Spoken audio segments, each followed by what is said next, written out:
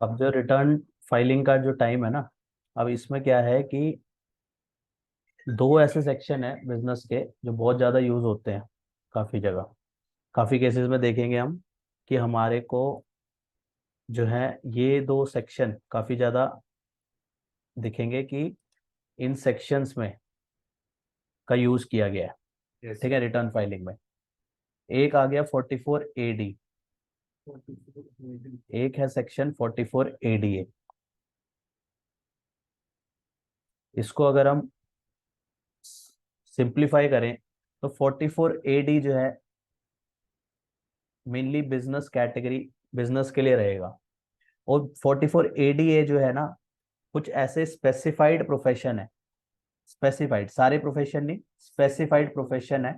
ठीक है, कुछ ही स्पेसिफाइड है, सेक्शन 44 AA में स्पेसिफाइड करे गए हैं। वो जो है 44 ADA में जो है फाइल कर सकते हैं रिटर्न अपनी। अब इसमें क्या होता है 44 AD में, इसमें डिपेंडिंग अपॉन कि कितना जो है उसका, किस तरीके से उसकी जो है ग्रॉस रिसीट्स है। ठीक है, उस पे डिपेंड करता है कि वो 6% की कैटेगरी में आ रहा है या फिर वो 8% की कैटेगरी में आ रहा है। 6% अगर बैंकिंग ट्रांजेक्शन है, इसको सिंप्लीफाई करके हम कर रहे हैं, ठीक है ना, लास्ट में हम एक्ट में भी देख लेंगे क्या लिखा है, बैंकिंग ट्रांजेक्शन के थ्रू है, तो वो 6% जो है अपना प्रिजम्पटिव इनकम दिखा सकता है।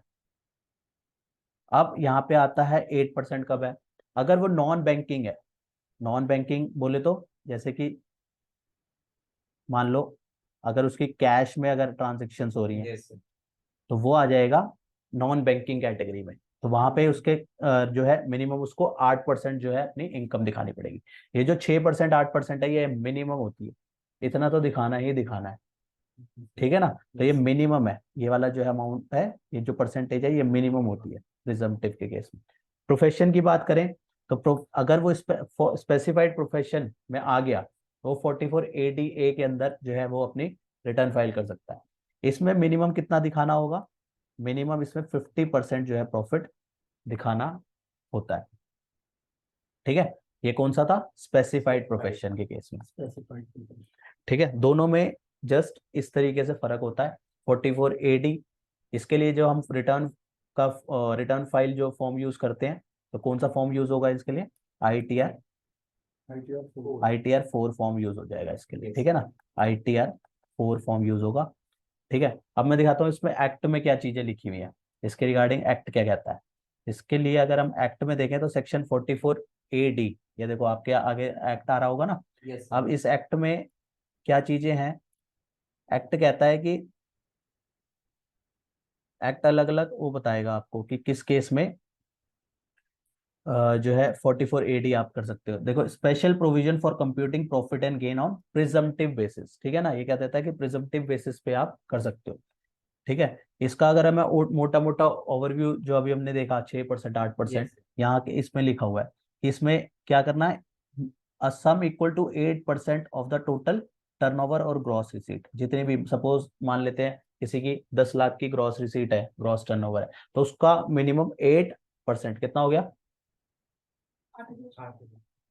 10 लाख का 80,000, है ना, तो मिनिमम होता है ये।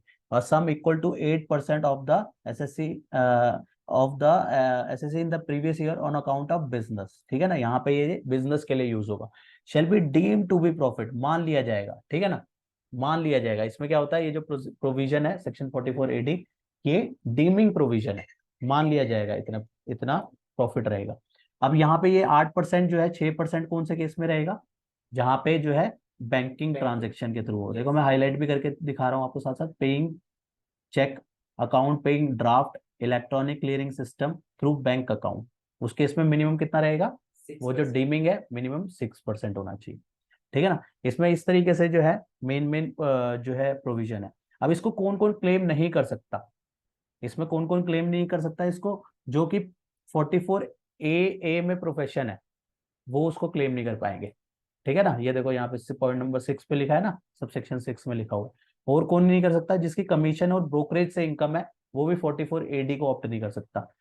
या जिसका एजेंसी बिजनेस है, वो ये जो है 44 AD ये भी ऑप्ट नहीं कर सकता। ठीक है ना। ये कुछ रिस्ट्रिक्शन है जहाँ जो 44AD ऑप्ट नहीं कर सकता। अब यहाँ पे 44, अब अगर हम बात करें 44ADA, ADA भी इसी तरीके से है। वो कौन से केस में है? वो है स्पेसिफाइड प्रोफेशन के केस में। ठीक है, आपको शेयर हो रहा है ADA वाला, ADA ये भी सेम उसी तरीके से है, बस फर्क क्या है यहाँ पे, ये प्रोफेशन के केस में है। ठीक है ना, यहाँ पे प्रोफेशन लिखा है ना, और यहाँ पे क्या कितना होगा मिनिमम? 50%। हाँ, डज नॉट, यहाँ पे लिखा हुआ है देखो, डज नॉट एक्सीड। अब यहाँ पे 50% जो है यहाँ पे प्रॉफिट रहेगा, लेकिन इसमें एक कंडीशन और होती है कि वही इसमें इसको ऑप्ट कर सकता है जिसके ग्रॉस रिसीट जो है 50 लाख से नीचे हो।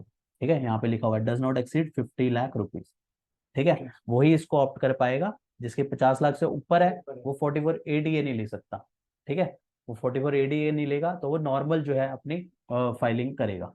ठीक है ना, यहाँ पे ये फर्क पड़ जाता है थोड़ा सा। यहाँ पे भी 50% का क्लॉज यहाँ पे डाला हुआ होता है। ये देखो, ये लिखा है sum equal to 50% of the gross received, यहाँ पे डिक्लेयर करनी होती है। तो ये जो है हल्का सा इन दोनों में फर्क होता है। ठीक है, बाकी एक होता है वो बिजनेस के लिए यूज होगा, और ये प्रोफेशन के लिए यूज होगा, जो कि स्पेसिफाइड प्रोफेशन।